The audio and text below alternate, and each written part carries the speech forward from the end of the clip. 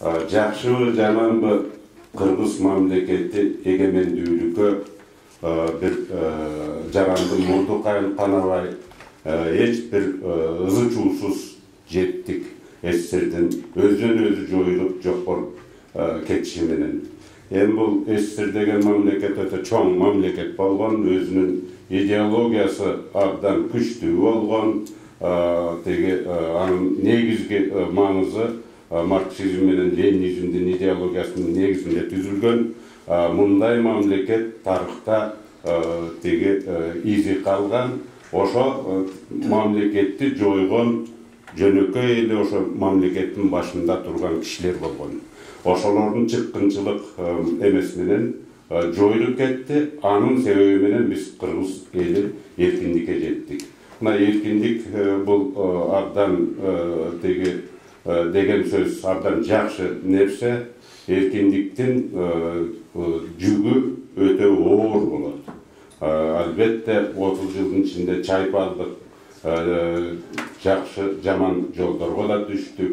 Болгон байлыгыбызды талап тонуп, биротоло аягына чейин чыктык, прихватташтырдык. Анан эми ошонун негизинде Кыргызстандын байлыгы бир 10-15 эле процент кишинин колунда калып, 80-90% киши итке минип калды. Жакырчылык акыркы жылдарга чейин 60-70%дан түшпөй ушу итке минип калды. Бул да биздин тарыхыбыз. Эми оңорунун жолу кандай деп чоң маселе көтөрүп атабыз.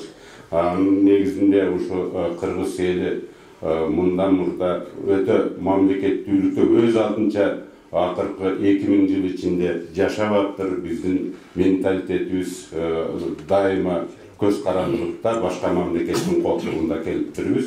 Мына азыр 30 жылдан бери түптөп келе жатат. Мен кайталабай эле коеюн, абдан жакшы пикирлер айтылып атат, сөздөр айтылып атат. Биз ага колдойбуз. Анан мына мамлекетти кандай түптөп, кандай оңошо болот деген анча-мынча сунушка мен өзүмдүн сунушумду айтып кетейин. Биринчи кезекте мамлекетти алдыга жылдырган бул кадр маселеси болот. Кадр маселесине биз 30 жылдан бери кайдыгер карадык. Мен жана СССРди эскертип айтып кеттим. Коммунисттик партиянын кадрлар маселеси боюнча абдан мындай кылдаттык менен караган. Жөн эле иштеп жүргөн жеринен алып барып туруп 1 саатта 1 күндө түшүрүп салган эмес. Бул как раз биздин эгемендүүлүк жылдарда ушул модага айланды.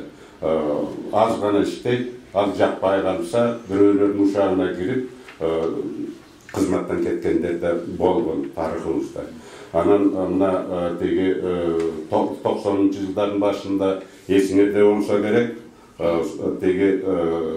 базар коргондо аким болуп жүргөн кишибиз.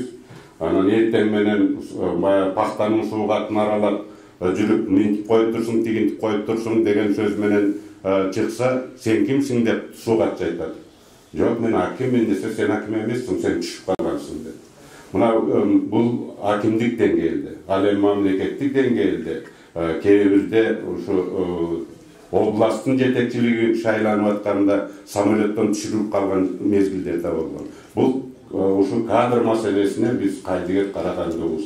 Кадр маселеси бул штучный даярданат. Бул бир жылда эмес, көп жылдар бою эмгектенет. Ар бир кадр бир жагы 30-40 жыл ичинде барып туруп ошол мамлекеттик кызматкар, мамлекеттин өзүнүн иштеген ишине даяр болот. Ага чейин бул кызматка ал даяр эмес. Ал эми ага карата бийликтин мамилеси сен мага жакпайсың деп алып салганы бул абдан өкүнүчтүү нерсе. Кадр маселесине биз абдан кылдат мамиле жасашыбыз керек. Анткени мамлекеттин ушу өнүгүшүнө, экономиканын өнүгүшүнө, мына бул жерде сөз болуп аткан коопсуздуктун сакталышына ушу профессионал кадрлар чоң салым кошот деп эсептейм. Ал эми идеология боюнча жакшы сөздөр, пикирлер айтылды. мен айтат элем, абдан тиги идеология бул улутту бириктирүү, элибизди бириктирүү. Ошол идеологиянын арты менен тиги мамлекеттин келечегине үндөө. Демек, биз келечекке болгон жалпы калкыбызды ошол жака багыттоо. Бул, конечно, бир күндө чечилбейт, бул тарбиялык иши жүргүзүш керек, тиги мамлекет ушуга чоң көңүл буруш керек. Анан биздин салтыбыз, үрп-адатыбыз эстеп калбаш керек. Ошол эле мезгилде глобализацияны биз токтото албайбыз. 45-жылы Рузвельт Сталинге кайрылган экен. Бул эми глобализация деги 1700-жылдары еврейлерден баштап түрктөр келген. Айткан экен, мына биз эми достоштук, жакшы өлкө болдук, эми мындай глобализацияга баралы деп. Сталин ошондо наотрез каршы болгон. Ошол мезгилде социализм жалгыз гана социалисттик мамлекет болгон. Эгерде глобализацияга аралаштырсак, анда Советтер Союзу кыска мөөнөттүн ичинде жоголуп кетет деген пикирде болгон. Мына тиги идеологиянын күчү менен жашап келди, жана мен кайталарым келбейт. Ошон үчүн мамлекет муну колго алыш керек, идеологияны. Программасын иштеп чыгыш керек. Тиги мына Накен Касиевич да башында айтып кетти, жана осуят деп, тиги Манастын 7 осуяты сизден бизге чейин келди. Биз дагы көптөп аракеттер болду, бирок бир пикирге келе алган эмеспиз. Ошо бир пикирге келе албагандыктан жыйынтыгы чыкпай токтоп калган. Ал эми мамлекеттик идеологияны кабыл алуу, бир эле тиги мамлекеттик катчынын же ошонун тегерегинде уюштурган кишинин колунан келбейт.